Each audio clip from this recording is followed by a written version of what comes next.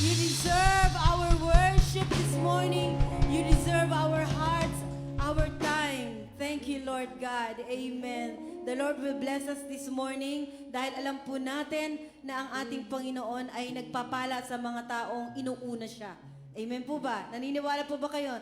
Dahil inuna natin ang ating Panginoon sa umagang ito, syempre hindi tayo uuwi ng talunan. Amen? We will be refreshed, strengthened, amen? At ma-uplift pa yung ating mga pananampalataya sa mga oras na ito, Lord. Ngayong oras na ito, amen? Dahil gagamit ang Panginoon ng mga tao to really bless us. Spiritually, physically, mentally, and everything na kinakailangan natin sa bawat laban ng ating mga buhay. Sino dito may mga laban sa buhay? Amen. Ayan, sa mga laban na yan, sa mga battle na yan, well, pagka tinitignan natin yan, ang tingin natin dyan ay battle. Amen? Pero ang good news, ang tingin natin ng Panginoon dyan ay victory. Amen? Hallelujah. Kaya pagka titignan, gera na naman to. Hindi natin alam kung matatalo tayo o mananalo. Pero ang Panginoon, sabi niya, I have overcome the world, so we will overcome it. Amen? At tayo ay mananagumpay na. Yan ang tinitignan ng ating Panginoon. Pag tinitignan natin, bundok to. Ang tinitignan ng Diyos, na move yung bundok. Amen? Napakadakila ng Panginoon, di ba? Iba yung tingin niya sa atin, sa minsan tingin natin sa sarili natin. Pag hindi natin kaya, ang tingin natin, hindi natin kaya, ang tingin ng Panginoon, kaya natin. Amen. Sabi mo sa katabi mo, kaya natin! Because the battle belongs to the Lord our God. Amen? Kung ano man meron tayo ngayon sa umagang ito, let us bless the Lord. I will bless the Lord at all times. And I will read Ephesians chapter 3. For this is the Ephesians chapter 3 verses 14.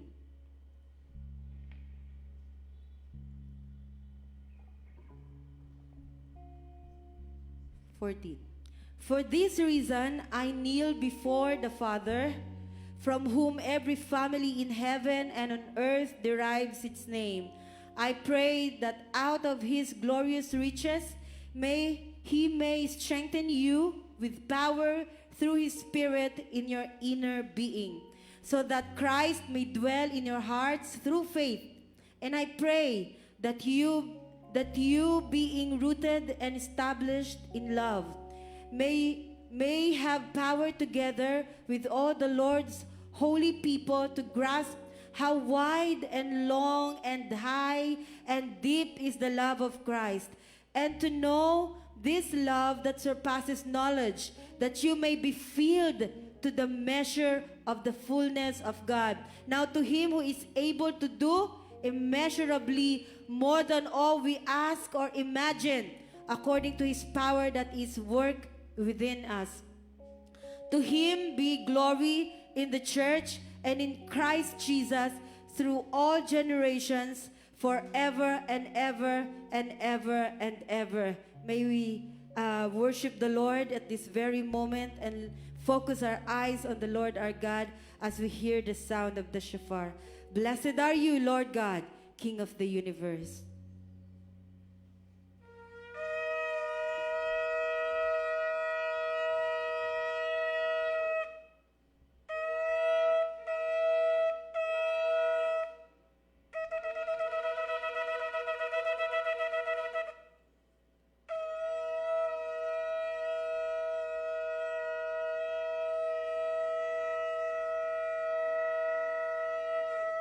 Amen. Amen. Blessing and honor to you, our Lord, our God. Hallelujah.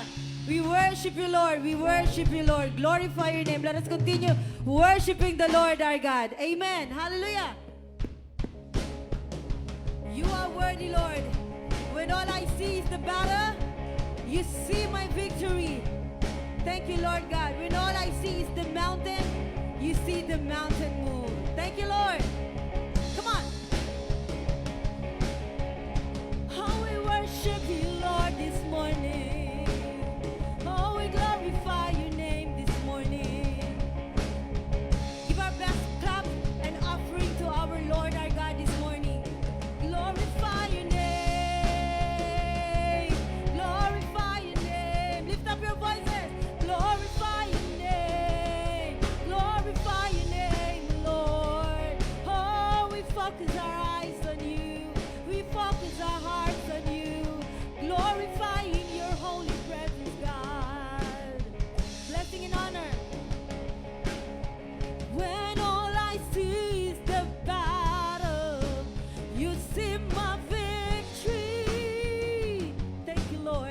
when all I see,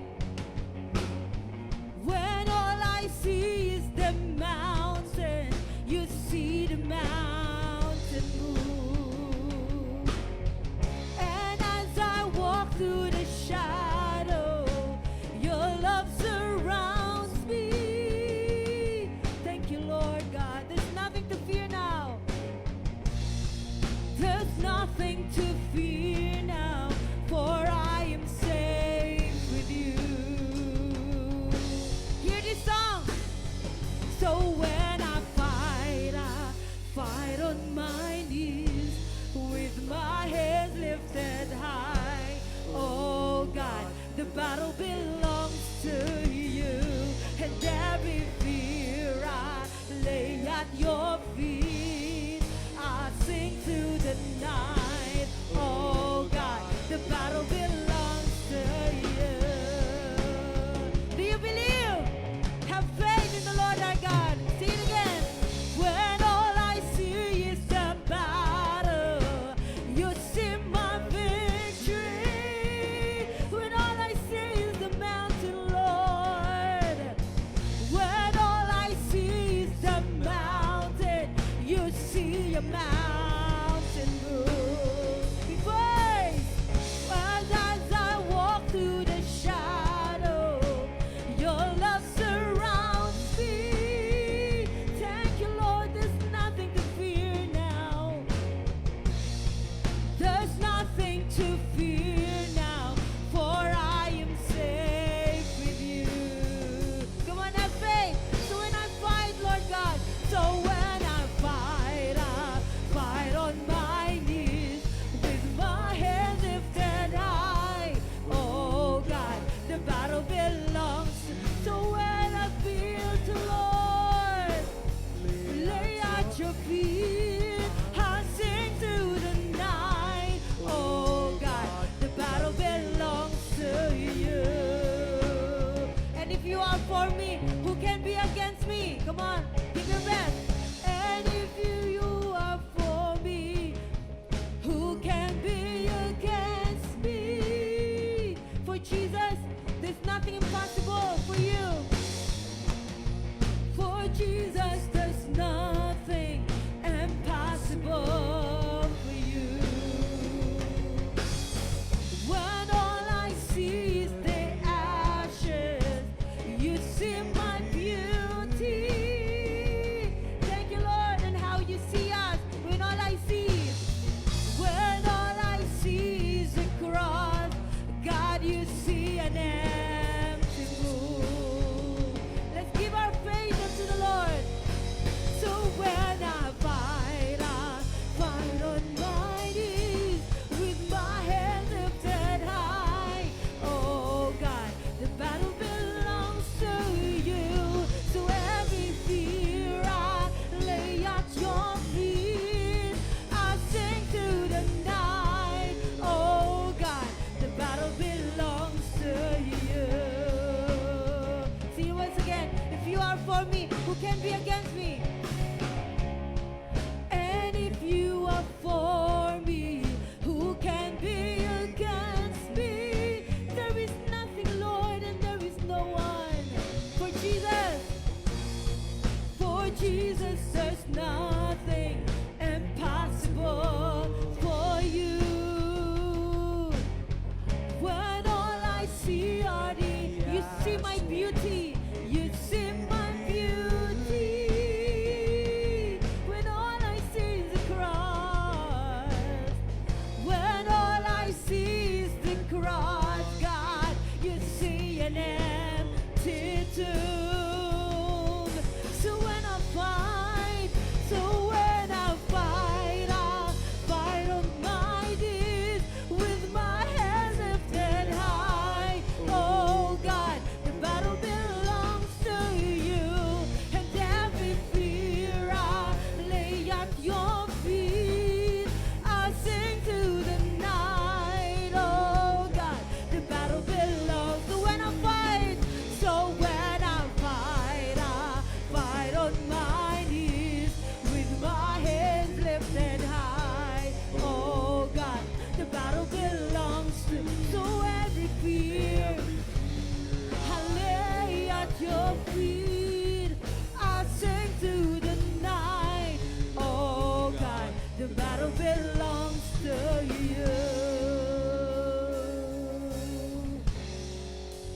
Almighty fortress, you go before us.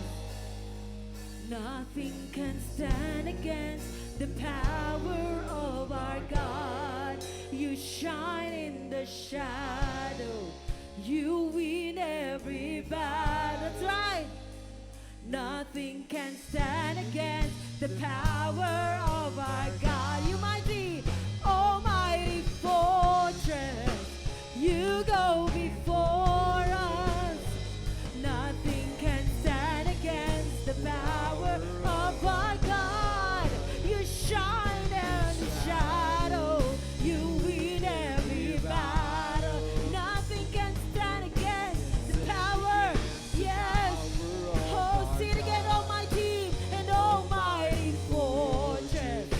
You go before us.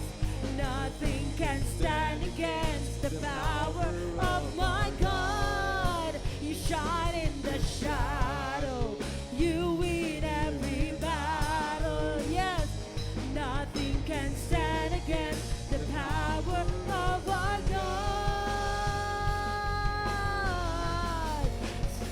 So when I fight on my knees with my hands lifted high. The battle belongs to you, and every fear I lay at your feet, Lord. I sing through the night, oh God. The battle belongs to you. See when I fight, so when I fight on my knees with my hands lifted high. Oh God, the battle belongs to you, and every fear I lay at your feet. I sing to the night, oh God, the battle belongs to you. To you, I can do anything. Come on, say, I can do all things, 'cause it's you who gives me strength. And nothing is impossible to you. Blind eyes are open, strongholds are broken. I am living by faith. Nothing is impossible. Everything is possible in the Lord our God. Amen. Let's just have faith this morning that everything is possible. Everything is possible to the Lord. I'm not gonna live by what I see. I'm not gonna live by what I feel. I'm not gonna live by what I feel. 'Cause deep down, I know that you're here with me. 'Cause I know that you can do anything. Come on, raise your faith. Through you, I can do anything. We speak our faith this morning, Lord, that you can do all things through Christ, and we can do all things to you, Lord. Nothing is impossible. Through you, blind eyes are open, strongholds are open. I am living by faith. Nothing is impossible. Through you, I can do anything. Just to hear your voice, your promises, God, and we can do all things to you, Lord. Nothing is impossible. Through you, blind eyes are open, strongholds are broken. I am living by faith. Nothing is impossible. We believe in you, Lord, for there is nothing too hard to you, Lord God. Everything is possible, for you are a mighty God, my fortress, my everything, the creator of heaven and earth, the Lord of all ages, the God of all ages.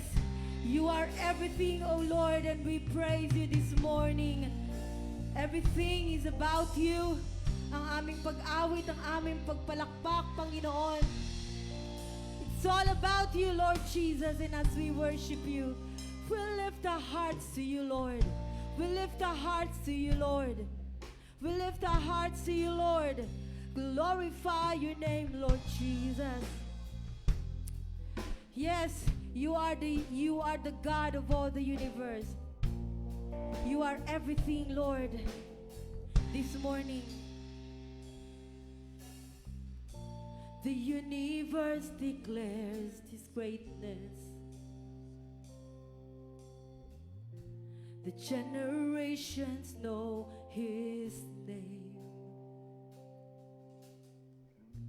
and all creation echoes of this phrase. Oh, how worthy is our God. He is hope, He is life, and His word will not be stopped. He is hope, He is God, and His word will not be stopped. So every hour and every day, He deserves the highest praise. Oh, how worthy is our God. See once again. The universe declares His greatness, and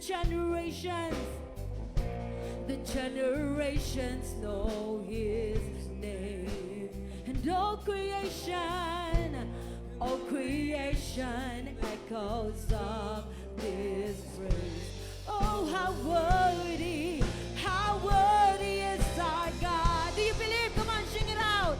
He is hope, He is life, He is faithful all the time. He is good, He is God, and His word will not be stopped. So every hour and every day, He deserves the highest praise. Oh, how worthy is our God. And oh, yes, God, all our words still fail to capture the wonders of His majesty, the wonders of His majesty. Still He's honored when we simply sing. Oh, how worthy! He's honored when we sing songs of praise to the Lord our God. He is hope, He is life, He is faithful. Oh, come on, declare. He is good, He is God, and His word will not be stopped. So every hour and every day, He deserves the highest praise. Oh, how worthy is our God. Once again, and if you are Lord God, all our words still fail to capture the wonders of His majesty, the wonders of His majesty. Yeah, still He's honored when we simply sing. Oh, how worthy is our God. We declare, God, you are hope, you are life, you are faithful all the time. You are good, you are God, and your word will not be stopped. So every hour and every day, you deserve the highest praise.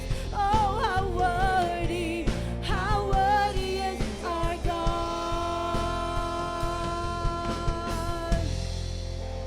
Oh, how great is His name, and forever He will reign. Oh, how deep, oh, how wide is the love of Jesus Christ. See it again. And oh, how great, oh, how wide is the love of Jesus Christ.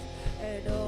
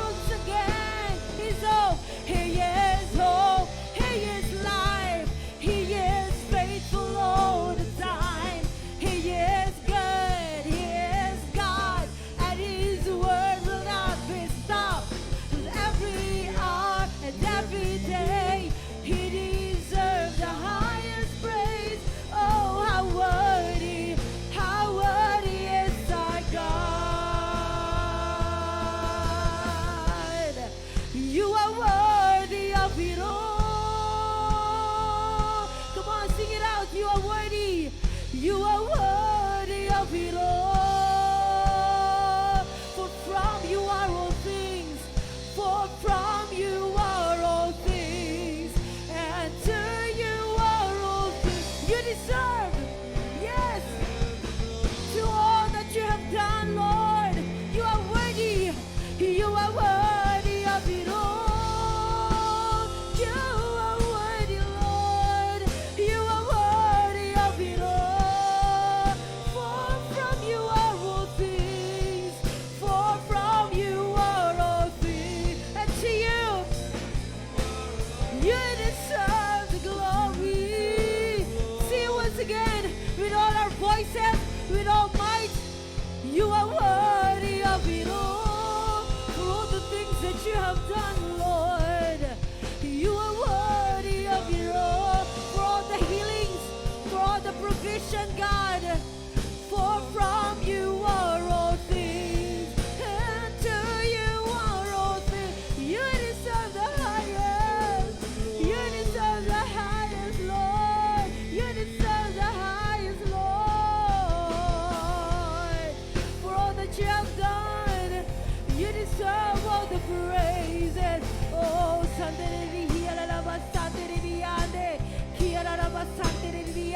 Mando Shikarara Hante Hiela Labasikandera Koraraba Sante Hiela Labasante Mando Shikarara Hante Hiela Labasante. For all that you have done, Lord, for your protection, for our family, thank you, God. You deserve all the glory. We give it back to you what you deserve this morning. We give it back to you what you deserve. You deserve the highest praise. The strength that we have is from you alone. The strength that we have, the peace that we have, the joy that we have comes from you. And you deserve it. We give it back. Come on, give it back to the Lord. Oh, you deserve, you deserve, you deserve the highest praise. Come on, give your praise, give your praise, give your praise. The highest praise that we can give to the King of Kings and to the Lord of Lords, to the one who sits upon the throne, to the God who reigns forevermore, to the one who loved me and cared for me, to the one who forgives all my sins and heal all my sicknesses and diseases. You deserve all the glory. Praises, praises, praises, praises, praises, praises to the one who reigns forevermore. Oh, hallelujah. Jesus, you're worthy. Jesus, you're worthy. Jesus, you're worthy. We'll never stop praising you. We'll never stop glorifying you. 'Cause you deserve all our praise. You deserve all my praise. For all the things you've done. For all the things you've done. For the healing, Lord. Thank you so much. For the provision, Lord. Thank you so much. For the protection every day. Our family, our loved ones, our friends. Ang lahat-lahat sa amin, Panginoon, we thank you. Truly, you deserve all the glory. We give it back to you this morning. With all that we have, with all our strength, Lord, we give it back to you. You deserve it. You deserve it. You deserve the highest praise. You deserve the highest praise. Hallelujah. Oh, glorify your name, the God who reigns forevermore, the God who is worthy to be praised, the God who is with me, the God who reigns forever and ever and ever. Blessing and honor, glory and power, dominion, authority, to you alone. Mando shikararahante alalabasante, kiararabasikande alalabasante korarabasikande alalabasante. Mando shikararahante sikararabahante Mando shikararahanteri hilalabasanteri. Korarababasikararahanteri. Kiararabasanteri hanteri. Fill us with your spirit, Lord. Fill us with your spirit, Lord. Korarabasikandereri hilalabasante. Let us prepare our hearts, our mind for prayer and intercession this morning. Korarabasanteri hilalabasikandereri ande. Cover us with your precious blood, Lord. Cover this place with your precious blood. From every corner of this place, cover this place, Lord. No works of the enemy, no retaliation, no scheme, no lies, no weapon, any weapon formed against us will never prosper. Cover us, Lord God, as we enter into prayer and intercession. Glorify your name, Hallelujah, Lord Jesus. Hallelujah, hallelujah. Hallelujah, hallelujah, hallelujah. Habang tayo ay nasa ilalim sa presensya ng Panginoon, ating muling ilapit ang ating bansang Pilipinas. Ipanalangin nawa ng mangunguna sa panalangin ang ating bansa na magkaroon ng kapayapaan, kalayaan sa anumang mga espiritu ng kaguluhan, kasakiman, at pagkakasari-sarili. Sama-sama tayong manalangin habang pinamumunuan tayo. Huwag tayong manahimik at sumang-ayon tayo sa pamumuno ng mananalangin ngayon sa ating bansa. Oh, hallelujah, hallelujah. Oh, dakilang Diyos, hallelujah, hallelujah. Oh, yarabakandi, yarabashi, yarabakan. Oh, yarabakandi, yarabashi, yarabakandi, yarabashi, hallelujah, hallelujah. Oh, purihin ka, oh Diyos. Purihin ang inyong kabutihan, ang inyong katapatan sa bawat isa sa amin. Patuloy ka namin itataas, itatanghal sa aming mga buhay. Lord, in the name of Jesus, hallelujah. Our Father who art in heaven, narito po kami, Ama, nagpupuri, nagpapasalamat sa lahat na biyaya mo, pagpapala mo sa umagang ito, O God, na kami, O Diyos, dinala mo sa lugar na ito, Lord, na taglay namin ng kalakasan, taglay namin ng kapayapan, taglay namin ng katagumpayan. Dahil kasama ka namin, Lord, sa araw nito, O God, na patuloy namin itinataas, Lord, ang aming bansa, Panginoon. Continue bless po ninyong aming bansa, Panginoon. Patawarin niyo po kami, Panginoon Diyos, anuman yung mga pagkukulang, kasalanan namin. Kasalanan, Lord, sa mga immoral. Kasalanan, Lord, sa mga idolatry, Lord. Patawarin niyo po kami, Lord, sa lahat ng mga nasabi namin na isip, Panginoon, na hindi nakalugod-lugod sa iyong harapan, Panginoon. Linisin niyo po kami, Panginoon Diyos, ng banal mundugo na tumugis sa krus ng Kalbaryo upang kami, O Diyos, karapat-dapat, Panginoon, ang aming dalangin sa iyo ay aming tinatanggap ang inyong katugunan. Salamat po, Ama. Patuloy namin tinataas, Lord, ang aming bansa, Panginoon. Mula sa aming mga pinuno, Panginoon, Bongbong Ferdinand Marcos, Panginoon Jr., Lord, maging kanilang Vice President, mga senators, hanggang sa mababang naglilingkod sa aming bansa. O God, Ikaw ang Diyos na nagluklok sa kanila, Panginoon. Patuloy din namin sila tinataas, O God. Patawarin din po ninyo sila, Lord, sa kanilang mga nagawang mga kasalanan, Panginoon. Paglabag, pagsuway, Panginoon. Patawarin niyo po, Panginoon, ang kanilang mga nagawa na hindi nakalugod-lugod sa iyong harapan, Panginoon. Purihin ka, O God, baguhin mo sila, Panginoon. Pagkaluban mo, Lord, ng karunungan, katalinuhan, Lord. Yung aming presidente, Lord, na tiniluklok mo upang maging pagpapala, upang maging matagumpay ang lahat ng kanyang plano o ang kanyang mga ginagawa sa bansang ito, O God. At patuloy na pangunahan niyo po, O God. Bigyan niyo siya, Lord, ng karunungan, katalinuhan. Ikaw ang maghari sa puso't isipan niya, Panginoon.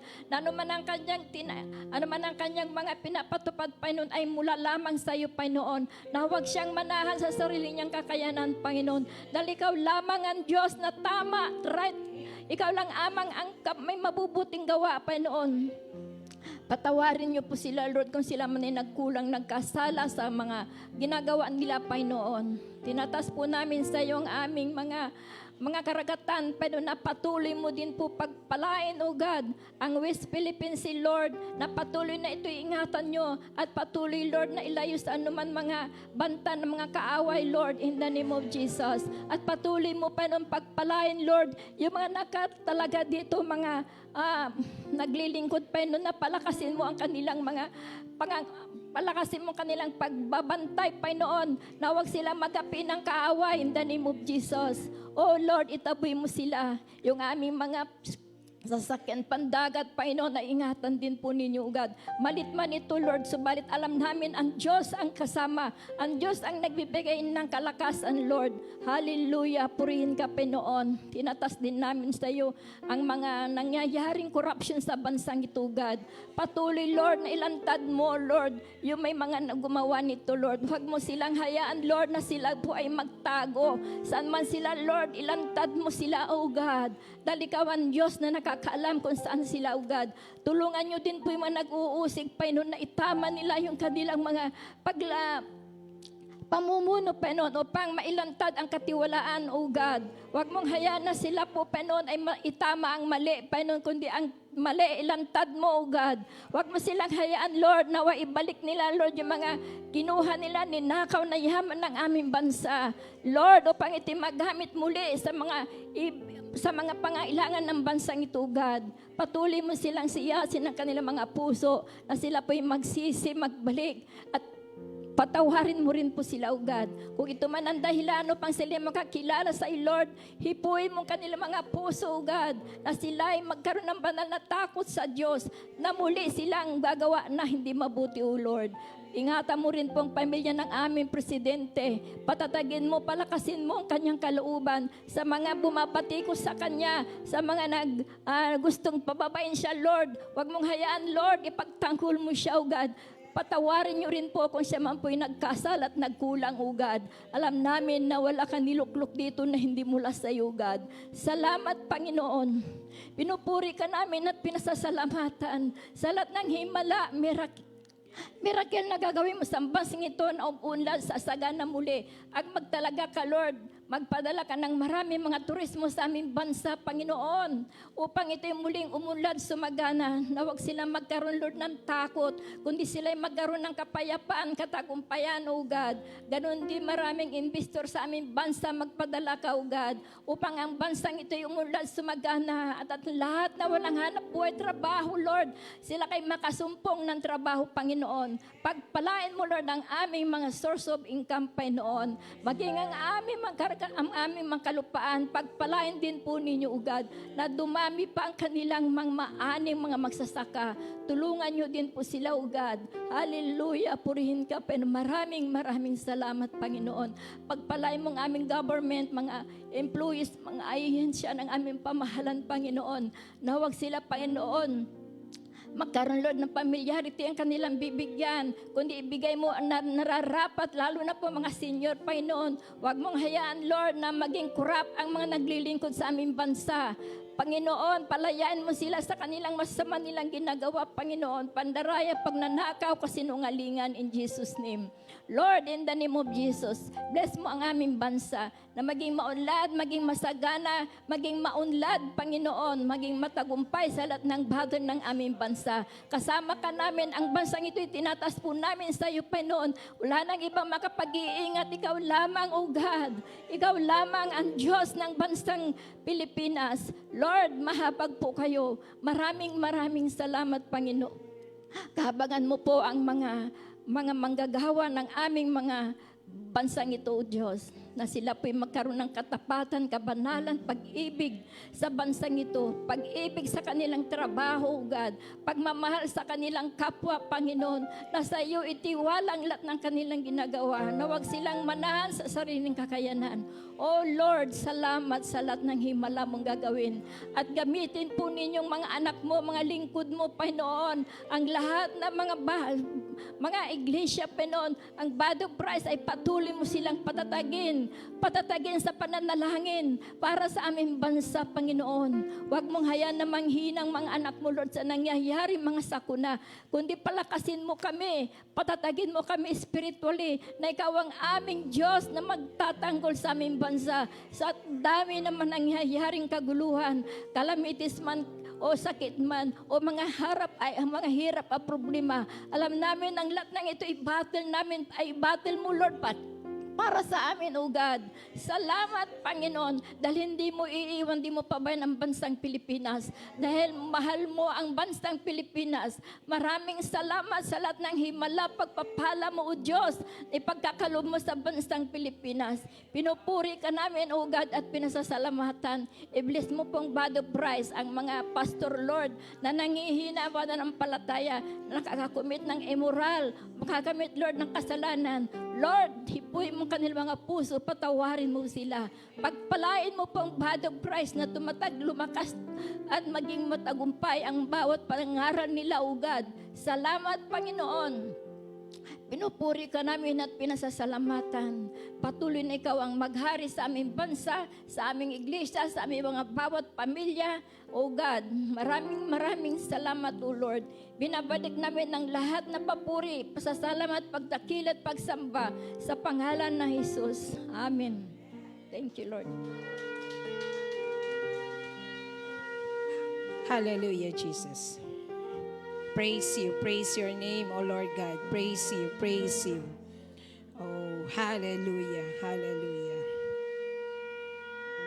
Hallelujah. Yes, O Lord, thank you, O Lord God. Hallelujah. Thank you, O Lord. Ngayon pa lang, Panginoon, inaangkin na namin ang katagumpayan ng sa aming bansa. Lahat ng ipinalangin sa aming bansa, Panginoon, tsak ito iyong tutuparin, O Lord God, sa pangalan ni Jesus. Ngayon naman, mga kapatid, sama-sama tayong mananalangin. Palakasin natin ang bawat isa. Panalangin natin ang ating mga katabi, ang ating mga nasa kaliwat kanan. Hayaan mo na palakasin mo, panalangin mo na maging matatag siya, maging malakas ang kanyang pananampalataya.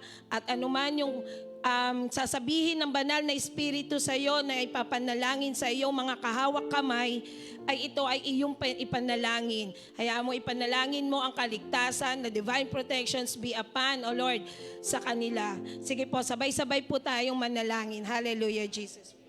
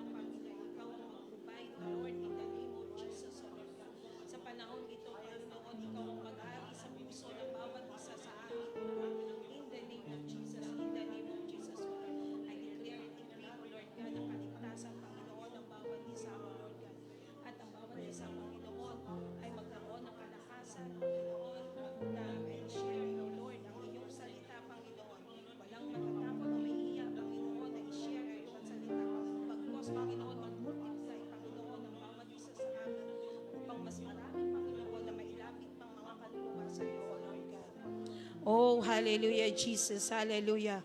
Yes, O Lord. Thank you, O Lord God. Yes, O Lord, lahat ng aming mga panalangin, pagpalain mo, Panginoon, ang mga kasama naming Panginoon sa panalangin nito. Ano man ang panalangin nila, Panginoon, sa mga oras nito, O Lord God, hayaan mo ikaw ang mag-provide, O Lord God, in the name of Jesus, O Lord God. Pinapanalangin nila ang kagalingan, O Lord, sa kanilang mga kamag-anak na nasa hospital ngayon, O Lord, in the name of Jesus, we declare and decree, O Lord God, ng Miracle of healing be upon them, O Lord God, in the name of Jesus, O Lord God. Lord, ano man ang pinapanalangin ng mga kapatid kong ito na magkaroon sila ng hanap buhay, O Lord, we declare and decree, O Lord God, na sa mga oras na ito, O Lord, may tatawag sa kanila 3 days, O Lord God. May tatawag na sila ay magkakaroon ng hanap buhay, mga trabaho, O Lord, na hinihiling nila, O Lord God. Gayun din, Panginoon, ang kanilang pagpalain mo, O Lord, ang mga negosyo, Panginoon, ng mga kapatid kong ito at kung ano man ang binabalak nilang negosyo na papasukin, O Lord, pagpalain mo to, O Lord God, gabayan mo, Panginoon, o lahat ng nananalangin, Panginoon, ng pinansyal, material, kaligtasan ng buong pamilya, kalakasan, Panginoon, O Lord God. Hallelujah, O Lord God. In the name of Jesus, Ikaw ang Diyos namin, O Lord God, na buhay. Tapat kailanman, O Lord. Hindi nagmamaliw ang iyong pagmamahal sa amin, O Lord. Dalangin ko, Panginoon, sa mga oras na ito, O Lord God, ang bawat isa ay mag-multiply, Panginoon, ng mga kaluluwa na isasama, manunumbalik ng loob, Panginoon, sa iyo, O Lord God, in the name of Jesus. Sa iyo ang mataas na kapurihan, kalwalhatian, O Lord God. You are worthy, O Lord God, in the name of Jesus, O Lord God. Maraming salamat po. Ito po ang aming dalangin, Panginoon, sa pangalan ni Jesus. Amen and amen. Amen. So bago po tayo umupo, tayo po ay magbigay ng encouragement sa bawat isa sa pamagitan ng ating mga ngiti. Yan. Ngitian niyo po ang bawat isa. Let us bless and encourage one another. Smile, everyone!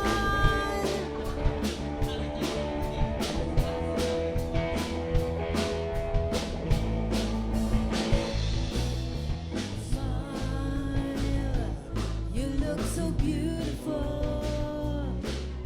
Smile, you look so wonderful. Smile, my brother, smile, my sister, in everything give thanks to the Lord. So smile, my brother, smile, my sister, in everything give thanks to the Lord. So smile, my brother, so smile, my brother, smile, my sister, in everything give thanks to the Lord. So smile, my brother, smile, my brother, smile, my sister, in everything give thanks to the Lord. Thank you, Lord. Makapo na po tayong lahat. Ayun, good morning! Nako, hello po! Ay.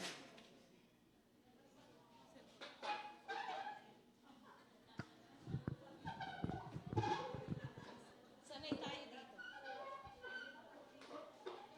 Ayan, so excited na po ba ang lahat, mga mommies and brothers and sisters? Ano ko, wala sumasagot. Hello po! Yan, excited na po ba tayo makarinig ng bagong mensahe ng ating Panginoon sa araw nito?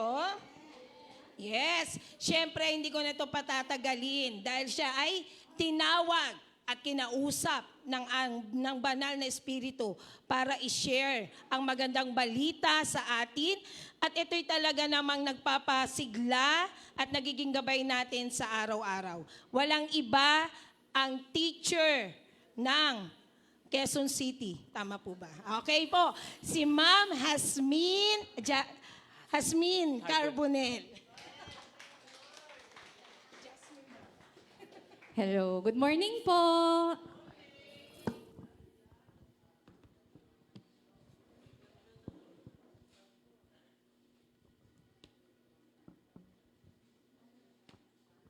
Ayan, good morning po muli sa bawat isa. Ako po ay nagpupurit, nagpapasalamat sa ating Panginoon for giving me an opportunity. Ganon din po ng ating church sa pamumuno po nila Tatay Bing at Nanay Ana para mag-share po ng mensahe po ng ating Panginoon. Okay, so this time, kung meron po kayong mga Bible, can you open with me sa Joshua chapter 1 verse 9. Ayan, Joshua chapter 1 verse 9. Nandyan na po ba kayo? Sa Joshua chapter 1 verse 9. Ayan, maaari po ba tayong tumayo as a reverence po sa ating salita ng ating Panginoon? So I am reading in Good News Bible. Pero sa mga wala naman pong dalang Biblia, meron po tayong nakasulat sa ating screen. Sabi po dito, remember that I have commanded you to be determined and confident.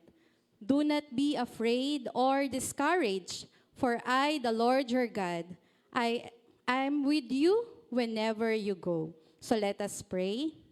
Our Heavenly Father, we come before you asking for your grace and mercy this morning, O Lord God. Indeed, Panginoon, that you are great and worthy to be praised. Sa amin pong pag-aaral ng iyong salita, patuloy, Lord God, na buksan mo ang aming puso't isipan nang sa gayon, Panginoon, ay maunawaan po namin ang iyong mensahe. Salamat po, Panginoon, sa araw na ito. Nawa po, Lord God, ay patuloy na magsilbing kalakasan ng iyong salita sa aming mga buhay, Panginoon. As we listen to your word, Panginoon, help us, Panginoon, kung paano po din namin ito maia-apply sa aming mga buhay. We give you thanks, O Lord God. In Jesus' name we pray. Amen. So makakaupo na po tayong lahat. Ayan. So meron po akong itatanong muna sa inyo. Ayan. Meron po akong itatanong sa inyo. Na-experience niyo na po ba na malobat ang inyong mga cellphone? Ayan. Ano pong nangyari nung nalobat po ang inyong mga cellphone? Anyone po? Ano pong nangyari nung nalobat po ang inyong cellphone? Ayan. Sino po ang nais magbahagi ng kanyang sagot?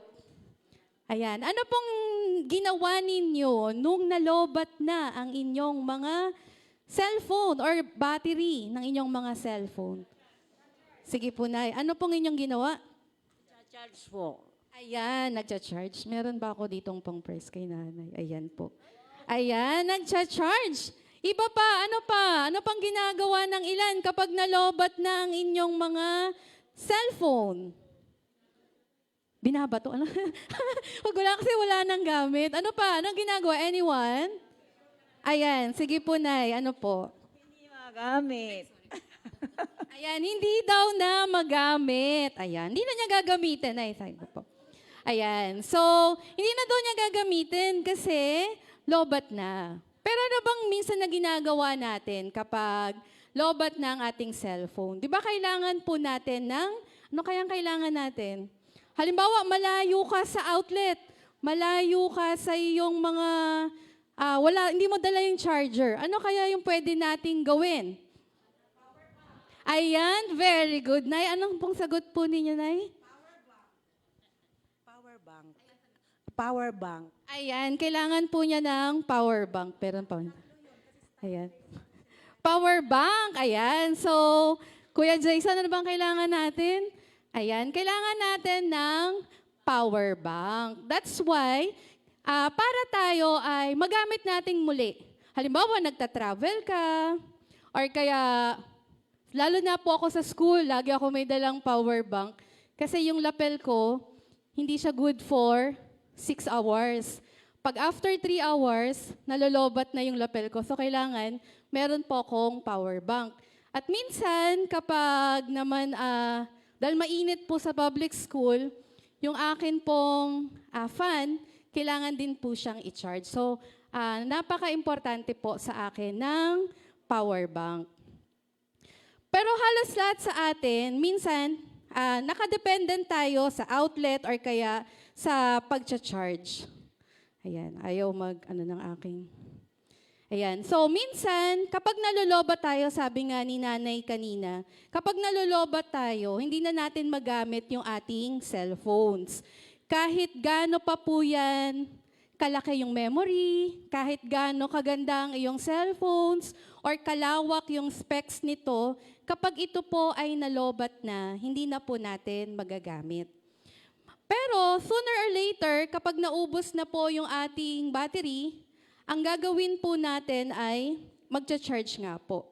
So minsan, dala natin yung cellphones natin. Tingnan nyo nga po yung mga cellphones nyo. Ilang % na lang po ba ang inyong mga cellphones. Di ba minsan kapag yung cellphone natin ay 80% or kaya bababa na siya, magiging 45%, magiging 15%, at kapag 5% na lang, ano nangyayari? Di ba minsan nag-i-start na tayong mag-rattle. Hala, lalo na po ako na-experience ko na kapag nagbubook po ako ng sasakyan, at kapag 2% na lang at pa 1% na sakto kasi pauwian na, nalobat na rin yung cellphone ko, minsan, nagmamadbilis na ako, nagmamadali na ako, baka hindi ko na makita yung message. Or kaya minsan, di ba, kapag meron po kayong kausap, and then, sakto, malulobat na. Di ba, minsan minamadali nyo. Sasabihin nyo, sige po, mamaya na lang, kasi nga, malulobat na yung cellphone natin. Minsan, ganon din po tayo, ng mga Kristiyano, ng mga tao po. Na minsan, pupunta tayo, or pagising natin sa umaga, 80% or 100% ang ating energy, hanggang at the end of the day, paunti ng paunti yung ating battery. At ano pong nangyayari kapag 5% na lang yung ating energy? Nandyan yung nag-i-start na tayong mairita, nai-start na tayong matakot, at minsan madali na tayong matuto. Or madali na tayong sumuko rather. Pero ang magandang balita po para sa atin ngayon, sa binasa po natin sa ating mensahe, ng salita ng ating Panginoon sa Joshua 1 verse 9, we were never meant to run on our own battery. Hindi tayo malulobat. Bakit po? Kasi kasama natin ang presensya ng ating Panginoon. Yung mismong presence ni Lord ang magpapalakas sa atin. Kaya nga sinabi sa Joshua 1:9 kanina, hindi sinabi ng Lord na be strong on your own. Hindi niya sinabi na take courage dahil kaya mo yan. Ang sabi ng Lord, be strong and courageous, for I am with you. Ibig sabihin nun, yung lakas at tapang na meron tayo ay hindi galing sa ating sariling kakayahan. Iyon po ay galing sa presensya po ng ating Panginoon. Kung ang power bank nauubos din ang charge, pero sa presensya po ng Panginoon, hindi po ito nauubos. Hindi siya nauubusan ng grace sa atin. Hindi siya nauubusan ng mercy. Hindi po siya nauubusan ng love sa atin. At hindi siya nauubusan ng lakas na pwede niyang ibigay sa iyo sa tuwing tayo ay napapagod na or nangihina na. At hindi siya nauubusang samahan ka sa mga panahon na ikaw na lang mag-isa. Kaya kahit anong ginagawa mo ngayon, ako po as a teacher or kung ikaw ay nagtuturo, ikaw naman ay nagluluto sa bahay, nagtatrabaho, ano man ang ating ginagawa sa atin ngayon, kailangan po tayong laging nakakabit sa presensya po ng ating Panginoon para hindi po tayo malobat. At kahit maubos man ang sarili mong lakas, kay God meron tayong unlimited power supply. Ngayon po, as we come together, hindi lang po tayo nag-gather ng strength sa isa't isa. Kanina nagpalakasan tayo through prayer. We are gathered here together para mag-reconnect ulit tayo sa ating Panginoon na kung saan siya ang Diyos na nagbibigay sa atin ng lakas. That's why pinamagatan ko po yung ating title or pinamagatan natin ang ating pag-aaral sa umagang ito na Empowered by God's Presence. Okay, so ano po ba ang layunin ng ating pag-aaral? So bago po ako dumako sa ating layunin, na-observe ko po na kapag tayo ay nag-aaral ng salita ng Panginoon, maraming inaantok. Ayan, meron po akong narinig, ang sabi po nila, sasabihin ko sana, sabi ng mga matatanda. Baka naman ma-offend ang mga matatanda. Sabi na lang ng iba. Ang sabi daw ng iba, kapag ikaw daw ay naghihikab during the preaching. Yan, may naghihikab po ba dito? Nagyayawn. Ibig sabihin daw nun, pinapapasok mo daw yung masamang espiritu sa iyo para guluhin ka at di ka makapag-concentrate sa pakikinig. What more pa kapag nakatulog ka during preaching? Kaya ngayon, para hindi po kayo antukin, magkakaroon muna tayo ng short energizer. Gusto niyo po ba yun? Ayan, so tayo po tayong lahat. Ayan, so susundan niyo lang po yung nandito sa screen para hindi po tayo antukin during our teaching or preaching po. Ready na po ba? Ayan, sige po. Lahat po dapat tayo may cooperation ha. May kita po natin sa screen kung ano po yung gagawin natin. Ready na po? Ayan, sige. So, stretch muna natin ang ating mga kamay. Ayan, para hindi tayo antukin mamaya kapag tayo ay nag-aaral na ng salita ng ating Panginoon. Ayan, ready na po ba? Ayan, sige po. Ready? Yan, are you ready? Yan, time to warm up. Yan, gagayahin nyo lang po siya. Yan, bigyan nyo po ng energy. Yan, para kayo nag-e-erase ng board, di ba? Yan. Okay, so gagayahin lang natin. Next one. Okay, walk.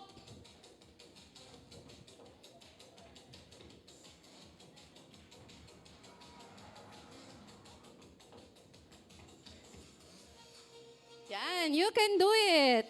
Next turn.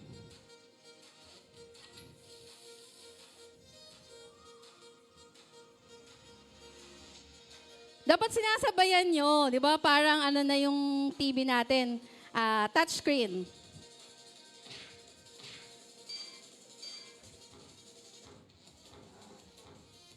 Yan, big energy. You're amazing. Swing naman.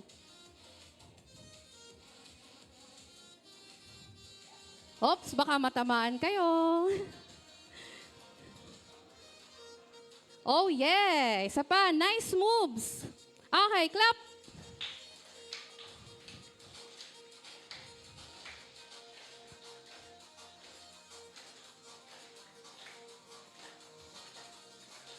Yan. Napatayin niyo po ba yung mga lamok? Yan. Wow. Next one. You're a cat.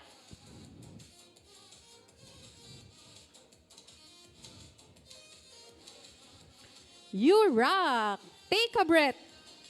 Press. Yan, di ako sumasabay. Keep it up. Stay focused. Zoom.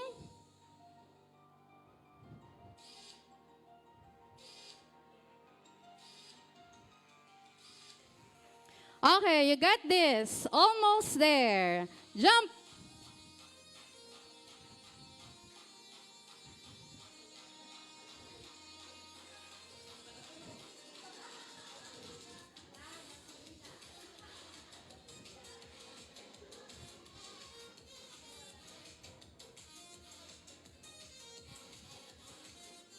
You're amazing. Chill hero. Okay, you may now take your seat po. So thank you so much po sa inyong participation. Wala na po akong makikita dyan mamaya na maghihikab ba. Pag naghikab kayo, takpan nyo po para hindi makapasok yung bad spirit sa atin. Okay, sige, let's continue. Ano po ba ang layunin ng ating pag-aaral? So meron po tayong ang unang layunin natin ay to understand God's message and promise in Joshua 1 verse 9, to develop courage and deeper trust because of His presence, and to apply the message through,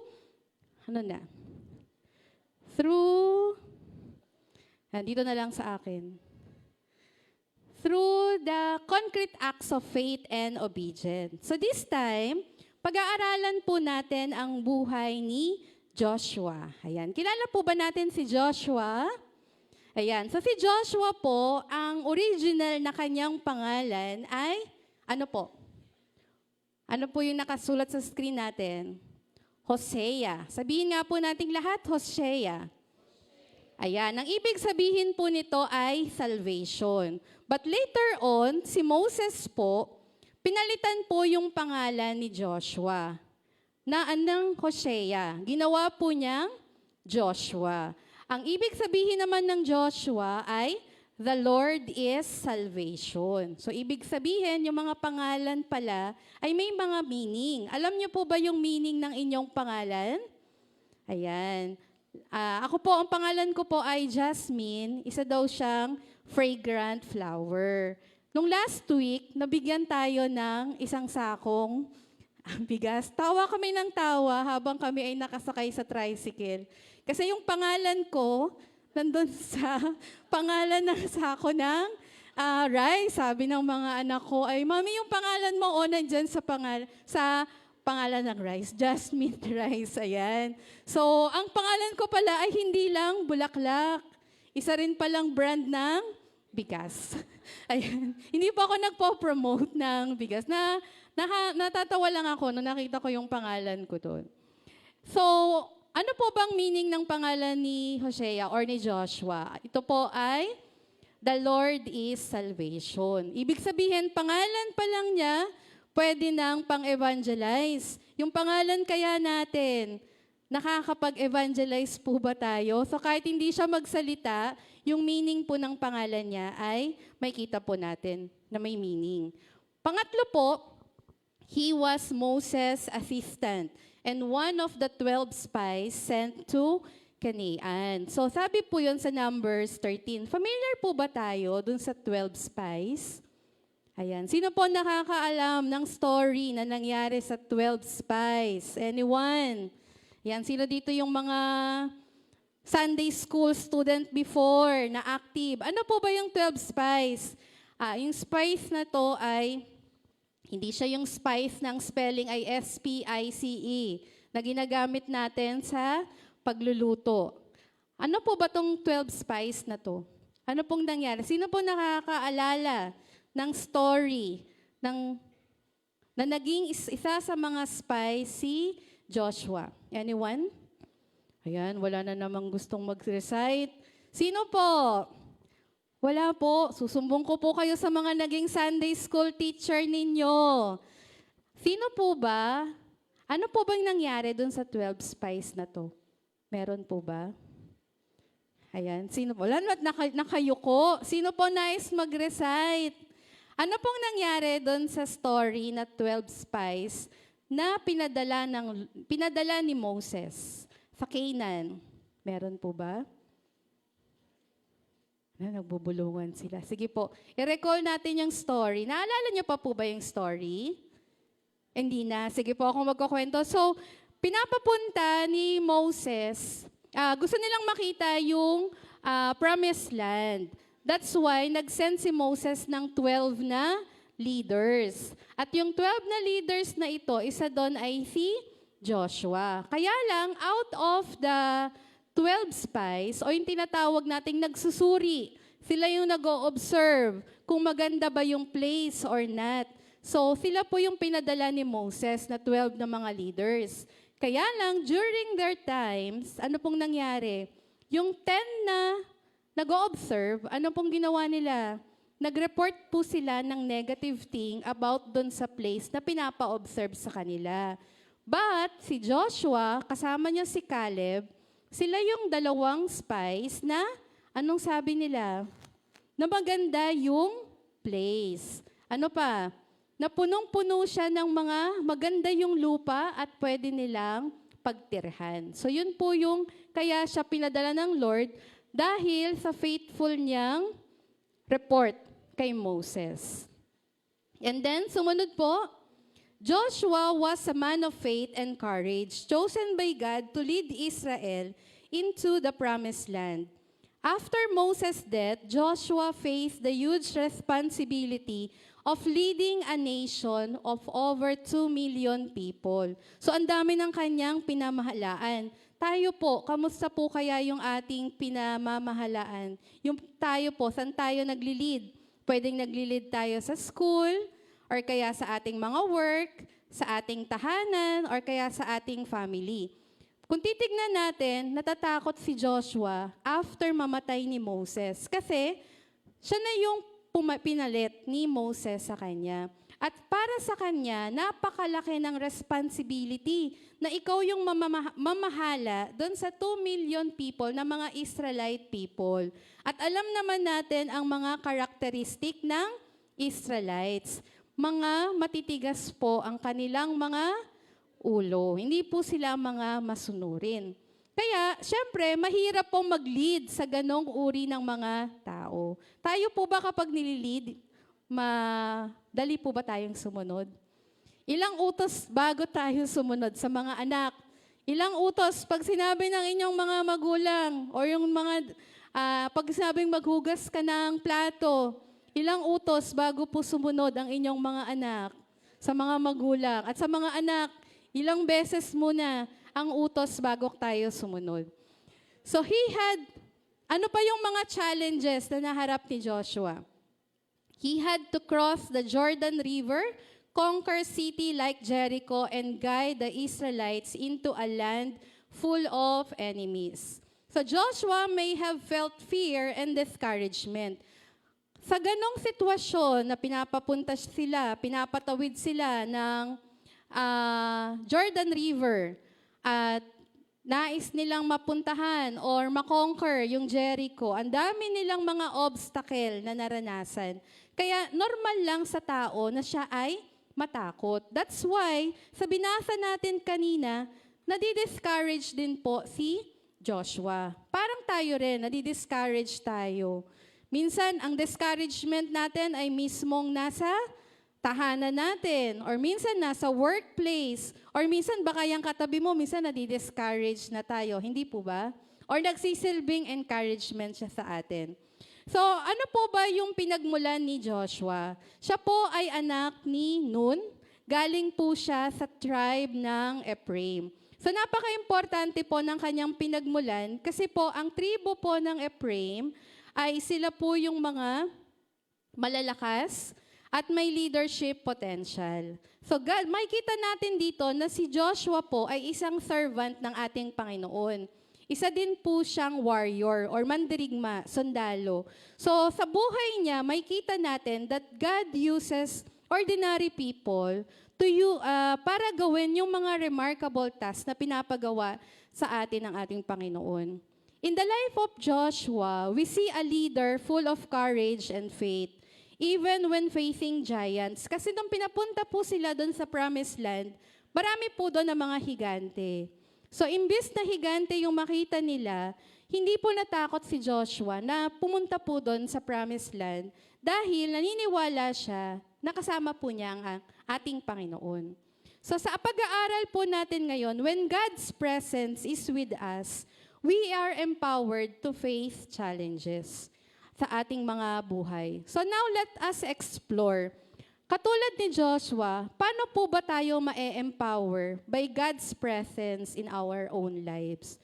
Una po ay kailangan natin may God's precept. Sabihin nga po natin lahat, precept. Ayan, precept. Ang ibig pong sabihin ng precept means a rule or instruction, command that is meant to guide behavior or action. In other words, ito po ay utos ng ating Panginoon kay Joshua at maaari sa atin din po. It is a divine instruction God expects Joshua to obey. These are the things na pinapagawa ng Panginoon kay Joshua. Ano po yung utos ng Lord sa kanya? Be strong and courageous. Sabihin nga po nating lahat, be strong and courageous. Ayan, bakit natin kailangan na sundin ang utos ng ating Panginoon? God expects His people to rise above fear not by their own power, but by trusting His promises. Bakit ba importante yung mga precept na ito?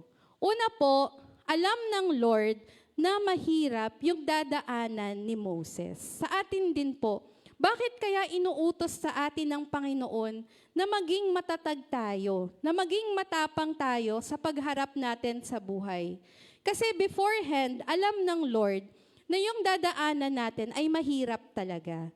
So, wala pong daan na easy. Though may mga easy way, yan, kalooban ng Panginoon na hindi naghihirap. But alam ng Lord, ahead of it, meron talagang difficulty, na mahirap talaga ang buhay. Same din na nangyari kay Joshua. Nung po sila ay naglalakbay, papunta na ng Promised Land, ano po yung una nilang dapat gawin? Kailangan nilang tumawid sa Jordan River. And during that time, alam ni Lord na mahirap yung susuungin nilang buhay or paglalakbay. Pero, ang sabi ng Lord sa kanila, be strong and courageous. Ano po ba yung mga pinagdadaanan natin na nahihirapan tayo? So nais ng Lord na maging matatag tayo, tapangan natin, or maging matatag ang ating kalooban sa pagharap natin sa ating mga balakid na nararanasan natin. Pangalawa po ay, alam ng Lord na ang pagiging leader, yung mga responsibility, yung pamilya at yung battles ay nakaka-drain po ng ating courage. Alam ng Lord, beforehand, bago ka pa maging leader or bago ka pa magkaroon ng responsibility bilang tatay, bilang nanay, bilang anak, or bilang manggagawa, alam ng Lord na napakahirap nun. Kaya darating ang time na madedrain ka talaga. That's why, ine-encourage niya ang bawat isa sa atin na maging matatag. Keep courage po. At pangatlo, because fear is natural, kailangan nating magkaroon tayo ng pananampalataya. Ikaw ba naman na merong may baha kang dadaanan, hindi ka ba matatakot? Minsan nga nagkaroon lang ng baha, knee level, yung dadaanan ko. Ang dami ko na kagad naisip na makakauwi pa ako sa bahay namin, parang ganyan. Nag-overthink na agad ako, though alam ko naman na after na humupa yung ulan, bababa rin yung tubig. So minsan, natatakot tayo. Alam ng Lord na meron tayong mga fear sa ating mga buhay. But alam ng Lord at kinocommand niya sa bawat isa sa atin na magkaroon ka ng pananampalataya. Paano po kaya natin gagawin ito na magkakaroon tayo ng strong and courageous life? Dapat lagi tayong nagbabasa ng salita ng ating Panginoon. Be strong in God's Word. Tuwing kailan ba tayo nagbabasa ng Biblia?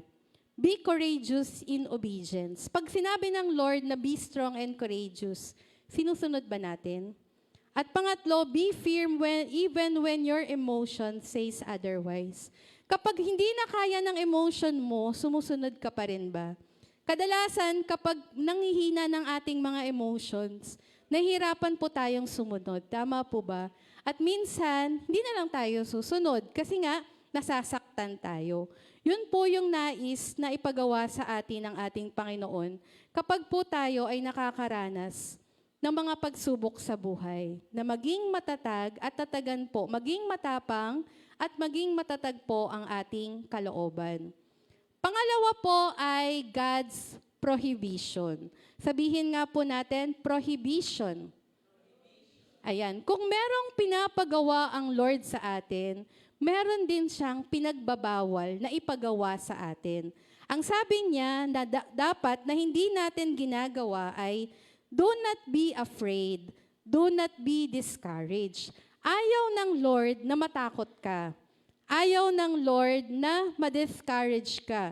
Pag sinabi nating discourage, yun yung panghihinaan ka ng loob, madidismaya ka, mag-overthink ka, mag-aalala ka. These are the things that God forbids. Ito yung fear at yung ating discouragement. Pag sinabi nating prohibition, ito yung command that forbids something. An order not to do a certain action. These are the commandment of God that forbids a certain attitude or action or behavior because it goes against His will and purpose. Bakit kaya pinagbabawal ng Lord ito? Kasi once na meron tayong fear, once na meron tayong discouragement sa ating mga puso, hindi na natin magagawa yung pinapagawa ng Lord sa atin. Last week, sa school po namin, nagse-celebrate po kami ng Values Month. Ang tema po ng aming Values Month ay matatag na puso at diwa, inklusibong pagpapakatao, determinadong bayanihan, positibong kinabukasan. And during that time, kailangan namin ng launching. Meron kaming opening program sa school. And then sabi ko, ang desire ng puso ko that time ay gusto kong maging style na church service, yung aming opening ng Values Month. And as a Values Club advisor, ako po yung kanilang advisor ng Values Club. Ang ginawa ko pong program sa aming school ay pang church, meron kaming mini prayer concert, Thanksgiving fellowship, together ng mga activities katulad ng mga poster making, Heart of Character, yan, Virtues Got Talent. Meron kaming mga activities nun. But before that, bago mo sabihin, yung mga activities, kailangan namin mag-opening. Nung nagpaplano ako, sabi ko, gusto kong i-invite sana yung church natin. Ang kausap ko nun sila, Tatay Bing, tsaka si Nanay Ana. Sabi ko, paano ko po kaya mai-invite? Parang gusto ko may praise and worship din sa school namin. Merong parang nagpe-preach, parang ganyan. Hanggang sa sinabi nila na meron kasi kaming mga future plan. Pupunta kami sa ganitong place. Sabi ko, hala, paano yun? Parang hindi yata mag-work out yung aking mga plans. And I keep praying it sa ating Panginoon. Lord, yun talaga yung desire ng puso ko.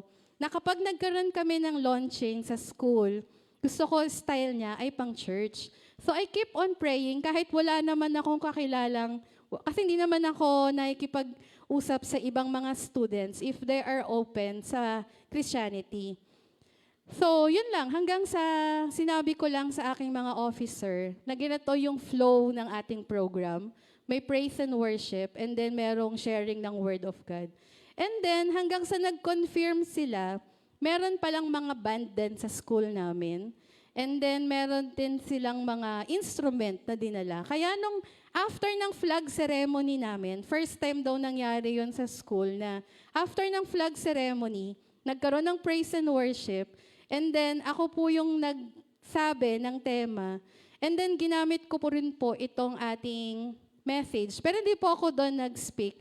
In-exhort ko lang po, short exhortation about paano magiging matatag ang kanilang puso at diwa. So it is my first time na makapagbahagi po ng salita ng Panginoon in more than 1,000 students na umattend po ng flag ceremony. Kaya to God be all the glory. Kasi yung desire po ng puso ko na matupad sa school namin na magkaroon ng praise and worship. So nagulat ako kasi nga, sige, ganitong kakantahin natin, sabi ng mga students. Nagdala sila ng kanilang mga instrument, may set of drums, may set din ng guitar, and then ang kinanta nila is Tribe sa praise, and then Broken Vessel doon sa worship time namin. So parang na-amaze ako kasi yung iniisip ko at yung pinaplano ko may katuparan. So ganun din po tayo. Kung ano man yung desire ng puso natin, ipagkakalob yan sa atin ng ating Panginoon. And then, yun nga yung prayer ko. Kasi sa school namin, sanay lang ako na 50 students lang every day. And then 6 sections yun. Sabi ko, Lord, gusto ko maraming makarinig ng iyong salita. Hindi ko naman ako pwedeng pumunta sa lahat ng sections para mag-pray, mag-share ng Word of God. Kasi sa aming mga teacher, napakadali na mag-share ng Word of God every day. Kasama ko yung mga students. So parang every day, meron kaming Bible study sa school. At doon meron kaming praise and worship bago kami mag-start ng klase. And then may prayer time after ng end ng class. Sabi ko, paano kaya lahat sila sa morning session ay magkakaroon ng ganong experience din? Yun yung prayer ko hanggang sa nagkaroon ng katuparan na napakatahimik po. Kasi alam naman natin ng mga students, di ba? Talagang ang maiingay sila in kanilang nature. And then, nag-share na po ako ng Word of God sa kanila. Almost 1,000 students ang nandun, together with the teacher. Napakatahimik po ng lugar. At nakita ko po at naramdaman ko po yung presence ng ating Panginoon habang kinakandak po namin yung aming launching. Kaya, to God be all the glory. At dun po, sabi ko, effective kaya yung aking ang aming naging officer, effective kaya yung aming naging program. So nagbigay kami ng evaluation form. At doon, ano yung mga nagustuhan mo? Doon nagbigay kami ng rating sa aming performance, sa aming quality ng technical, sa program, sa stage decor. And then ilista mo yung mga bagay na nagustuhan mo sa program. So gusto pala, nauuhaw ang mga estudyante na gusto pala nila yung may mga prayer sa kanila. Gusto nila yung may mga praise and worship. Gusto daw nila na may nag-share ng Word of God. Kaya sabi ko, it is a great opportunity na magamit ng Panginoon sa ganong sa ganong place, sabi ko, minsan nagtatanong ako kay Lord, sabi ko, Lord, talaga bang tinawag mo ako na maging teacher? Kasi ang hirap-hirap ng work sa public. Nagsa-sideline po kasi ako ng online tutorial sa mga foreign student. Which is sabi ko, yung 1 hour ko doon, hindi pala 1 hour, yung 50 minutes ko doon, katumbas ng 1 day sa public. Sabi ko, mas gusto ko na lang mag 50 minutes. Kaysa doon sa 1 day ka, 6 hours kang nasa school, mas nakakapagod. Pero nakita ko ang purpose ng Lord. Kasi kung hindi ako nandun, sino ang magbabahagi sa kanila ng Word of God? Kaya salamat sa Lord, kahit nakakapagod, nakakadrain, ginagamit po tayo ng ating Panginoon para magbahagi po ng kanyang salita. Kaya to God be all the glory. Salamat po sa ganong opportunity. Sa atin din, sa ating mga buhay, minsan may mga fear tayo. May mga discouragement tayo na baka hindi natin kayang gawin.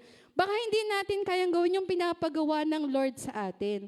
Once na ito po yung ginagawa natin, ano po ang maaring mangyari? Una po, fear stops us from taking the next step. Kapag may takot tayo, hindi na tayo mag-move forward. Ay, wag na, baka mapahiya lang ako sa oras na to. Ay, wag na lang, baka i-reject nila ako sa pag-share ng Word of God. God is calling us to start a ministry or apply for a new job. Minsan, naghahanap tayo ng trabaho. Minsan, sasabihin natin at the back of our mind, paano kung di ako matanggap?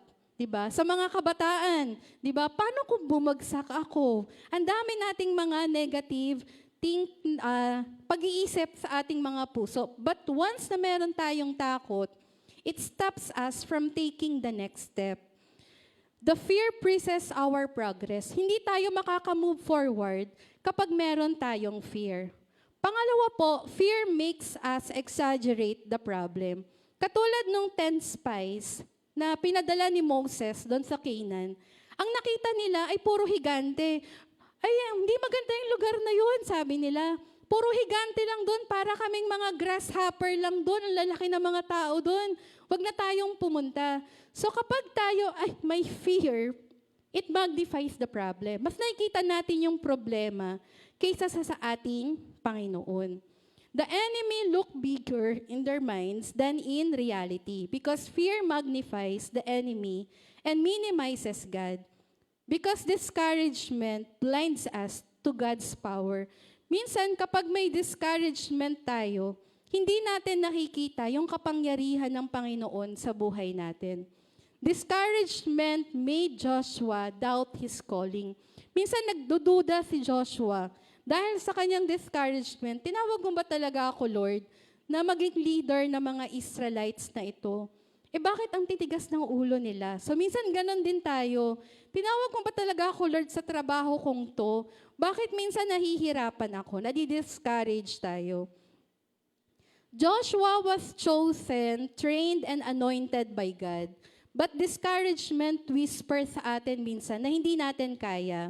So God had to remind him, have I not commanded you? Kaya nga inutusan siya ng ating Panginoon na ang sabi ng Lord sa kanya ay, be strong and courageous. Your calling does not depend on your feelings, sabi ng Panginoon sa kanya. It always depends sa authority ng ating Panginoon. Because fear and discouragement come from forgetting who God is. Pag meron tayong fear at meron tayong discouragement sa isipan natin or sa puso natin, ano pong nangyayari? Nakakalimutan natin kung sino ang Panginoon. Nakakalimutan natin na ang Diyos pala na pinaglilingkuran natin ay kaya niyang pataubin yung mga giants na nakikita nila Joshua. So do not allow po yung mga fear na mag-dictate sa ating mga decision. Do not let discouragement define your identity. When fear rises, speak God's promises over your life. Kapag meron po tayong takot sa ating mga buhay, magbigkas po tayo ng mga promises ng ating Panginoon. At pangatlo po ay God's presence. Ginagawa ko po yung outline. Sabi ko, una, letter C, God's command. Sabi ko, ano yung pangalawa? God's condition. Dapat hindi ka matakot. Hanggang sa pinalitan ko, God's presence. Kaya lang sabi dito, for the Lord your God will be with you wherever you go. Una, sabi ko, promise na lang ang ilalagay ko. Sabi ko, parang okay yung God's promise. Kapag sinunod mo yung utos ng Lord at hindi mo ginawa yung mga pinagbabawal niya, may pangako ang Panginoon sa iyo. Pero nung pinag-aralan ko, ano ba ang mas okay? Promise po ba or present? So tignan natin. God's presence means He is actively with us.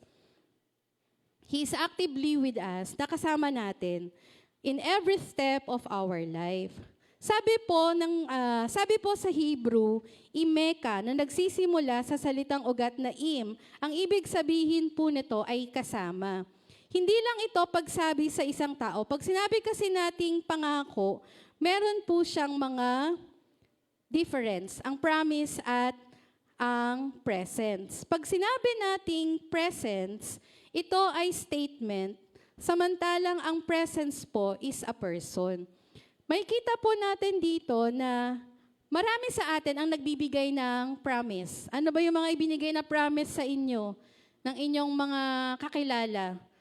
Pangako na yung may mga pinagkakautangan. Pangako, bibigay ko na lang bukas. Anong nangyari? Hindi naman binabayaran. Or kaya sa mga magulang, sige, promise na, pagbalik ko, meron kang pasalubong sa akin. Pagdating, nasan po yung pasalubong? Wala naman pala. So, ang promise po kasi, isa lang siyang statement. But a presence is a person. A promise encourage. Pwede siyang makapag-encourage sa atin. Sige, sasamahan kita saan ka mang magpunta. Pero pag sinabi nating present, it empowers. Iba yung sinabi na, sige, pumunta ka doon, sasamahan kita, kaysa doon sa kasama siya mismo nung ikaw ay naroon. Yun po yung ibig sabihin ng presence dito. Nasa Hebrew ay imeka. Ang ibig sabihin ay kasama. Hindi lang natin ito katabi, kundi ang pagiging kasama or with ng ating Panginoon ay aktibong presensya, gabay at proteksyon sa gitna ng panganib o mahirap na misyon. Katulad po ni Joshua, di ba? Mahirap yung naging sitwasyon ni Joshua, pero kasama niya ang Panginoon. Hindi lang niya basta kasama, active yung presence ni Lord during that time nung sila po ay naglalakbay. Dahil may protection ng Panginoon sa gitna ng panganib o mahirap na sitwasyon. At pangatlo po, it is a promise can be remembered. Di ba lagi nating naaalala yung mga pangako? Ayan, ano ba yung mga ipinangako sa inyo? But presence can be experienced. Iba yung pinangakuan ka, di ba, nung kinasal tayo, di ba? May mga pangako mula hanggang sa hirap at ginhawa. Ayan, minsan, iba yung promise. Ang promise kasi, naaalala mo lang. But ang presence, magkasama talaga kayo sa hirap at ginhawa. Hindi yung minsan ikaw lang mag-isa, minsan magkasama. Iba pa rin yung presence. So, He doesn't just give words. Si Jesus po, He give Himself. Mismong buhay ni Jesus ang kanyang ibinigay sa atin. God's presence empowers us to face challenges that we cannot handle on our own. Just as Joshua and the Israelites succeeded in the crossing of the Jordan and conquering the Jericho. So tignan po natin, ano ba yung ginawa ni Lord during the time ni Joshua? Tignan natin, may papanoorin po tayong video patungkol sa ano bang nangyari nung inuutusan sila ni Lord na mag-cross sila doon sa Jordan River. So tignan po natin kung ano yung nangyari that time.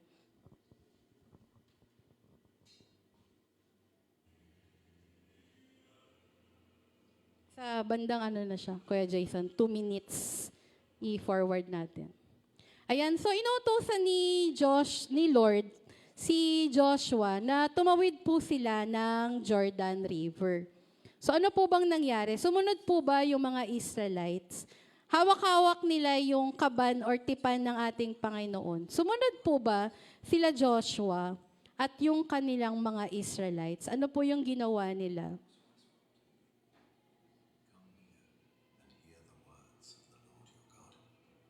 By this you shall know that the living God is among you. The priests bearing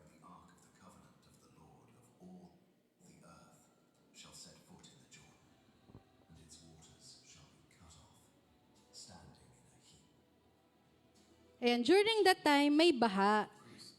Baha dun sa Jordan River. Pero nung sila po ay tumawid, nag-stop po ba yung baha? Di ba hindi pa?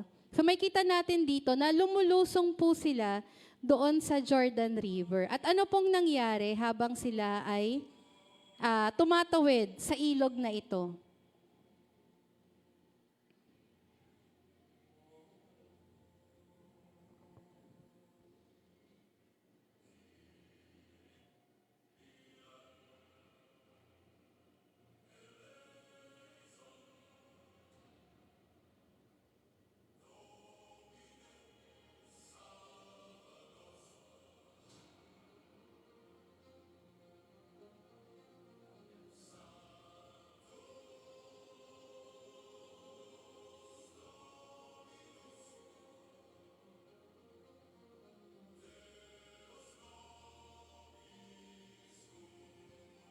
Ayan. So, ganyan po sumunod yung mga Israelites.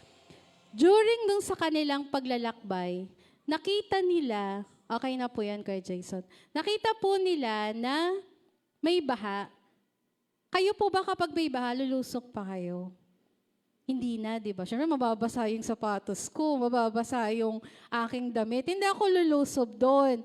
Yun po. Pero inutusan sila ng Lord. Nang sabi ng Lord sa kanila, be strong and courageous. That is the commandment ng Panginoon. Huwag kang matakot, huwag kang ma-discourage. Nung sila po ba ay naglakad doon sa Jordan River, nag-stop na po ba kagad yung flood o yung baha doon? Di ba hindi pa rin? So nagpatuloy pa rin sila. Ganon po dapat ang ginagawa natin. As we walk sa ating Panginoon, minsan hindi naman agad pag nag-pray tayo, Lord, hawiin mo yung baha. Hindi agad siya mahawi. Minsan, kailangan nating mag-step ng ating pananampalataya. We need to act with our faith. Yun po yung ginawa nila Joshua at ng mga Israelite people. They obey God. They step on the faith na meron sila. Dahil sinunod nila yung commandment ng Panginoon na be strong and courageous. Ano pong nangyari? Sinamahan sila ng ating Panginoon. At merong protection. Habang sila'y naglalakad, may baha pa, unti-unti na yung baha naging parang wall na lang. At nakalakad sila papunta doon sa tutunguhan nila. Minsan ganun tayo, pray tayo ng pray sa ating Panginoon. Lord, ito po yung gagawin namin. But minsan, hindi tayo nag-step on our faith. Hindi tayo kumikilos sa ating pananampalataya. Dapat meron tayong act of obedience. Yun po yung ginawa nila Joshua nung sila po ay nag-cross sa Jordan River. Meron po silang act of faith. Sa buhay po natin, kung ano po yung mga ipinapanalangin natin, meron po ba tayong pananampalataya? Sumusunod po ba tayo sa ating Panginoon? O nananatili lang siyang panalangin? Nung minsan, nung kami po ay newlywed pa lang ng aking husband, nagpe-pray po kami noon na sana magkaroon na kami ng baby during that time. Siyempre, kapag newlywed kayo, gusto nyo may baby na kayo. And meron po akong hormonal imbalance. Kumbaga, meron, ang tawag doon, meron siyang hormonal imbalance, hindi regular yung aking menstruation. So, sabi ng aking OB-GYN, there will be a time na mahihirapan kang magkaanak. So, habang kami, after naming magpakasal, nagantay pa kami ng several months bago kami magkaroon ng baby. So, we are keep praying hanggang sa sabi ng aming OB-GYN, nagpaalaga po kasi ako during that time. At sabi niya, ito yung mga inumin mo, ang dami niyang ginagawang test, may mga ultrasound, sige, tignan natin yung follicles mo. Kung marami, so kailangan mong inumin to para yung follicles ay dumami. Hanggang sa maraming buwan na dumating, hindi pa rin kami nagkakaroon ng baby. Hanggang sa hindi na ako uminom ng gamot. Sabi ko, Lord, ayoko nang uminom ng gamot. Gusto ko na lang na mag-depend sa'yo. So I keep on praying na sana magkaroon kami ng baby. And then sabi ko, pray lang ako ng pray, pero wala namang nangyayari sa prayer ko. So itong passage na to sa Joshua 1:9, nung nag-act sila ng faith, nag-ano rin po sa akin yan, nagbigay din sa akin ng mensayang Lord na, we should act on faith. Kung ano yung pinapanalangin mo, manampalataya ka sa prayer mo at dapat gumawa ka ng action. So, it's between me and the Lord, yung ginawa ko pong act of faith. Kahit hindi pa po ako non-pregnant, alam niyo po yung ginawa ko? Bumili po agad ako ng feeding bottle. Kasi that is my act of faith. Sabi ko, Lord, magkaka-baby ako in spite of that medical condition. And God honors my faith. Kahit mahirap, kahit sinabi ng OB na mahirapan ka kasi nga meron kang mucous myoma during that time. But sabi ko, Lord, may faith ako eh. So, bumili na kaagad ako, pumunta ako ng supermarket. Bumili agad ako ng feeding bottle kahit wala pa akong baby.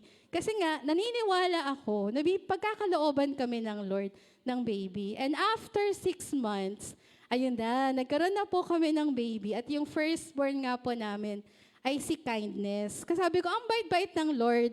Kasi mabuti siya sa aming buhay, ang bait niya. Kasi ang desire ko noon, during that time, ay magkaroon nga ng baby girl. At ito po ay regalo sa amin ng Panginoon. Kaya ang naging pangalan niya ay Kindness Johan. Kasi Johan means gracious gift of God. So dahil regalo siya sa amin ng ating Panginoon. So ganun din tayo. Minsan meron tayong pinagpe-pray. We should have an act of faith dun sa ating ginagawa. Ano man ang balakid, kahit we are crossing the Jordan River, sila Joshua nga after nilang mag-cross ng Jordan River, anong nangyari? May wall of Jericho naman. So after ng kanilang problema, another problema na naman, which is napagtagumpayan nila. Ano yung ginawa nila? Because there is an obedience. Yung precept ng ating Panginoon, yung commandment ng Lord na maging matatag, ano pong ginawa nila? Sinunod po nila yon.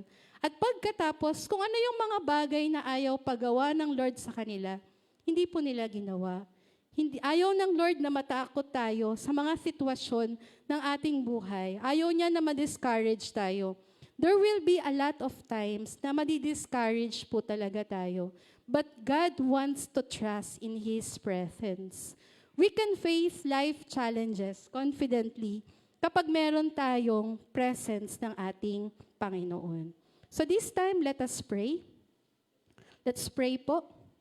Nawa ang mensaheng ito ay hindi lang basta maging mensahe sa atin, bagkus maging pagsilbing encouragement sa ating mga buhay.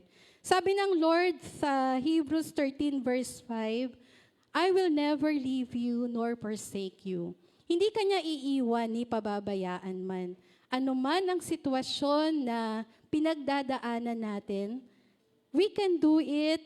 Kaya po natin ito dahil kasama natin ang ating Panginoon.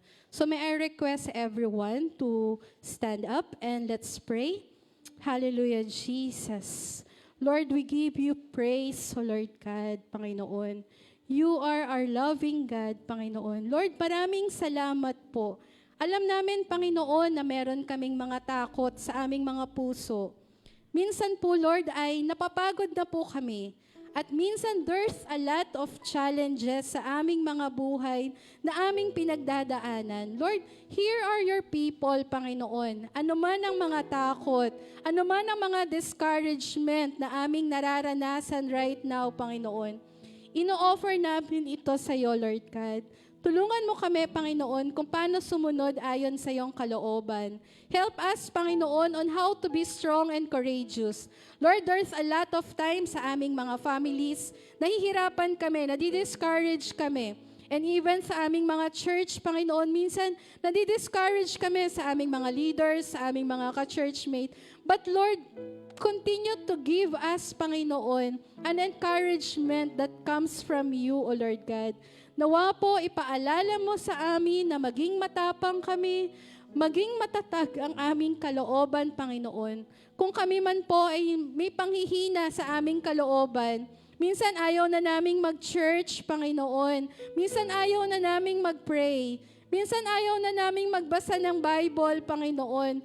Lord, continue na paalala mo sa amin na we need to do what you are commanded us to do, Panginoon. Batid mo, O Lord God, kinakausap mo ang bawat isa sa amin. May mga bagay ka na gusto mong ipagawa at minsan nahihirapan kaming sumunod, Panginoon. Give us encouragement, O Lord God, at sa aming pagsunod, Panginoon, samahan mo kami, O Lord God.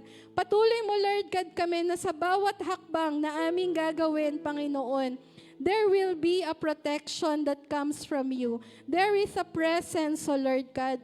Panginoon, Banal na Espiritu, patuloy mo, Lord God, kaming samahan in every step of our life, Panginoon. Give us encouragement, empowerment that comes from you, O Lord God.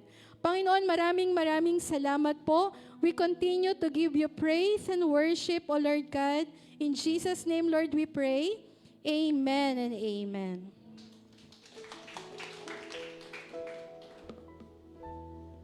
Ayun. So, praise God. Thank you po, Ma'am Jasmine. So, diba nakakagrabe yung message ni God sa atin. Be courageous and be strong and courageous. So, parang may share lang ako, no? So, ang tagal-tagal ko ng, tama ba? 18 years na ako sa public. So parang inumpisahan ko lang siyang mag-share sa bata ako parang 10 years ago. Parang ganun lang. So sa grade 3, alam niyo naman po ang grade 3, ang hirap po talaga turuan niya. So mga lang naman, sabi ko, Lord, yung simula nung na-attend na ako dito, tapos nakakarinig na ako. Dati antukin lang ako talaga eh. Nakakatulog ako doon, tapos sabi ko gano'n. Yung may narinig akong nagpipreach na ang galing ng preacher na yun eh. Wag kang magpapadala dahil yung spirit lang yan may tawag siya dun eh. Hindi ko alam eh. Tapos yung nagdadasal ako nun, winawaksi ko yung spirit na yon. Then next Sunday, ganun ang lagi kong ginagawa. Nawawala yung antok ko. Sabi ko, sabi ko yung spirito nga lang talaga yung nagpapaano na yung bad spirit na yun. So yung gayon, hindi na ako inaantok. So pag naantok ako, kakain lang. Pero balik tayo doon. Nagsishare ako din sa mga bata, tinuturuan ko sila ng Bible verse. So per month kasi mahirap din sila eh. Pag mahaba, nahirapan silang magkabisado. So, yearly, ganun ang ginagawa ko. Then, nagulat ako na ito, grade 5 na yung estudyante ko. Usually kasi pag grade 3, madali ka nila nakakalimutan. Pag higher grade na sila, kung sino na lang yung teacher nila nung intermediate, lang ang naalala nila. Pero nagulat ako, bumalik yung isang estudyante ko, grade 5. Tapos sabi niya, hi teacher. Sabi kong ganyan. Chair, nagtuturo ka pa rin ba yung ng Bible verse sa mga estudyante mo? Ay, oo naman. Tapos sabi niya, bakit? Kasi mama, meron pa rin akong kabisadong Bible verse. Sabi ko, wow, talaga? Tapos ngayon, pag wala ako doon sa room, pupunta doon siya sa harap. Magsusulat siya ng Bible verse na naaalala niyang tinuturo ko. Sabi ko, wow, nakakaano naman tong batang ito.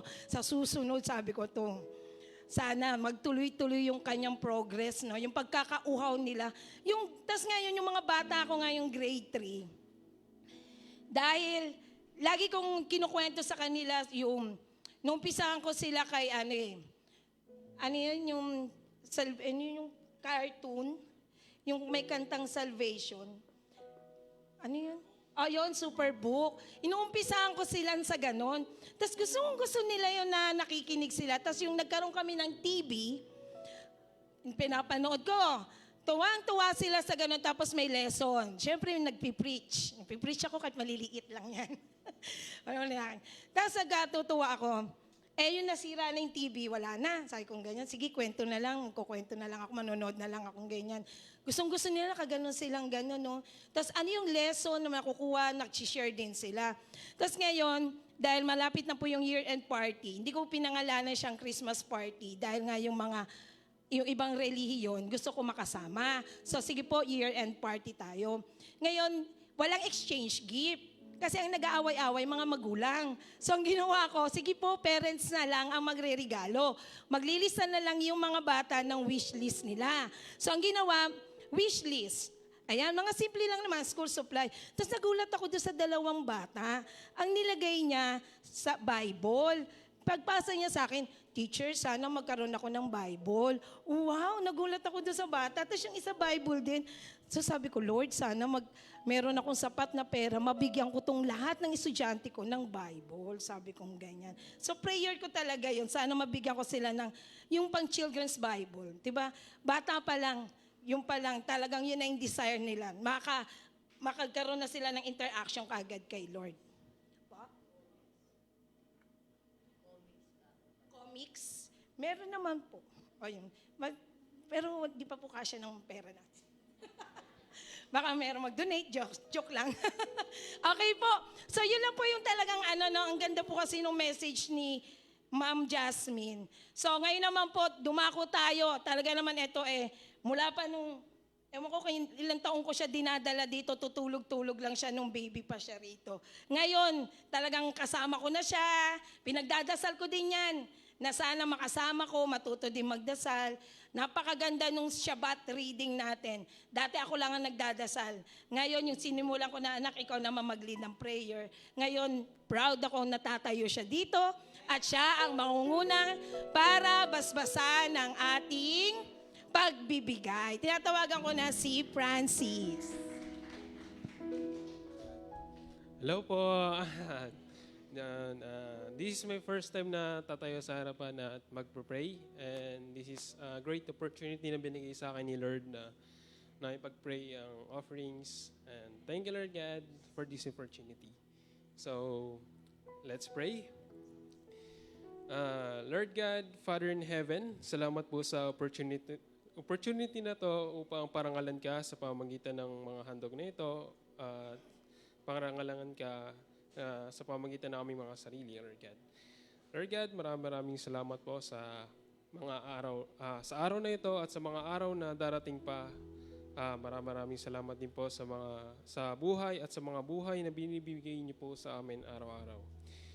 Lord, gabayan niyo po kami upang maging tapat na katiwala sa mga blessings na binibigay niyo po sa amin, Lord God. Lord,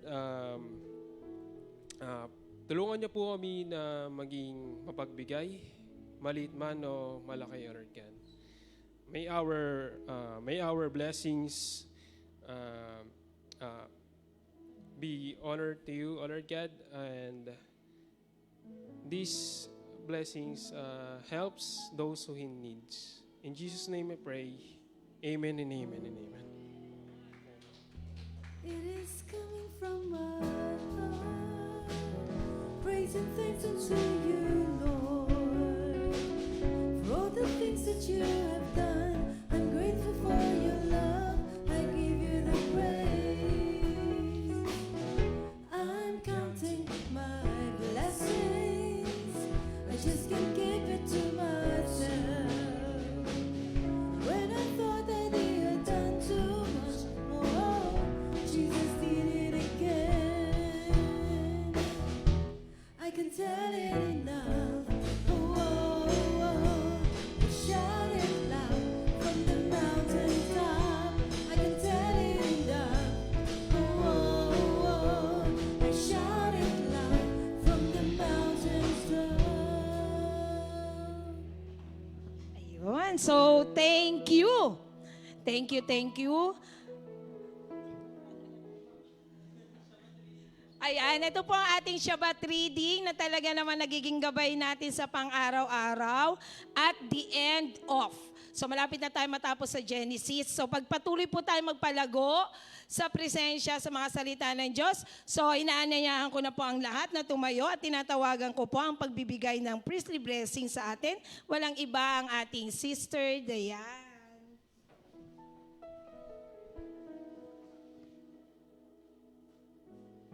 Akala ko pass mo na ako.